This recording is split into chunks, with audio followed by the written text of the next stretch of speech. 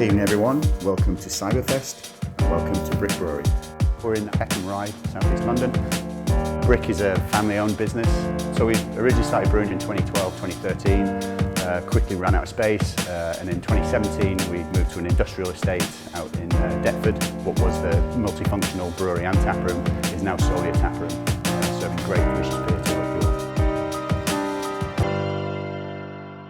We make 6 different foundation beers or core range beers. We've got the Peckham Pale, which is an American pale. We've got a gluten-free Helles lager. We've got a Peckham Pils, so a Pilsner. We've got a session IPA at 4.2%. And then we've got 2 sort of seasonal core range, which is the Red Rye and also the Black Horse Stout. Brick is actually known for its sours. We produce a different sour beer every 4 to 6 weeks. The challenge really is producing a different sour every time. We very rarely repeat the sours. We do a couple that we do repeat, like strawberry and cucumber. We like to sort of open it up to the entire brewery team and the taproom staff working here as well. So if you've got an idea, let us know and we'll see if it works and the combination works together. The version that we have just released is this peach and Tonka bean, which is what we're about to taste today. I'm going to introduce you to our head brewer, Tom, who's going to walk you through the beers and walk you through the process.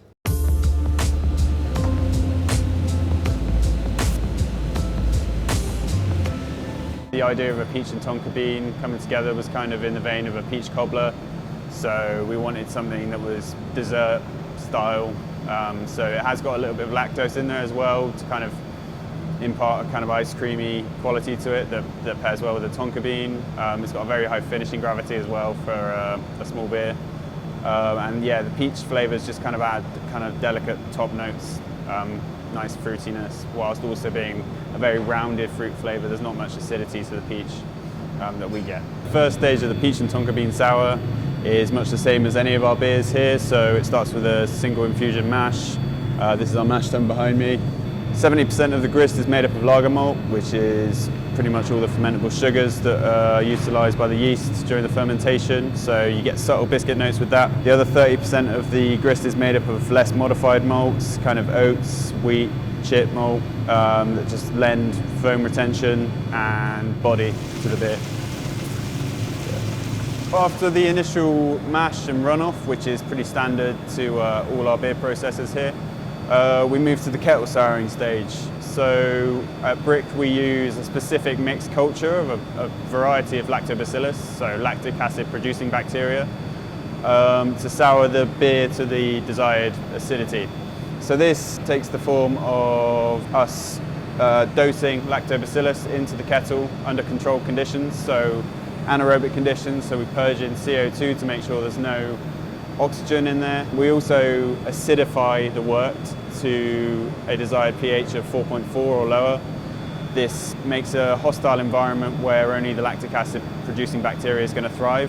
We then seal the kettle, and then between 24 hours and 48 hours later it will have reached the desired acidity, at which point we'll boil the wort, add hops and carry on as usual to the fermentation.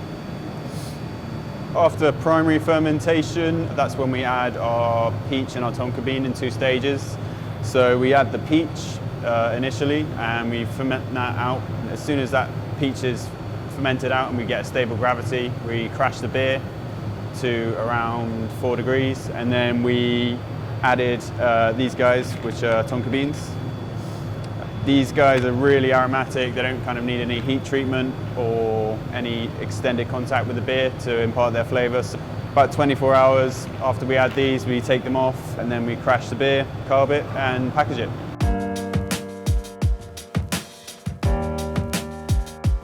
So now we get to the exciting part. We're actually going to taste the beer. This is our peach and Tonka bean sour. It's a kettle sour. Just going to pour a little bit into the glass. So we've got obviously the peach, which is quite a sweet fruit. It's balanced really nicely with the acidity of the sour, but then the Tonka bean adds another different level to it. Tonka beans are actually similar to vanilla in flavour, but they're a little bit spicier and fruitier. So the combination together makes it a really unique and interesting beer. Cheers.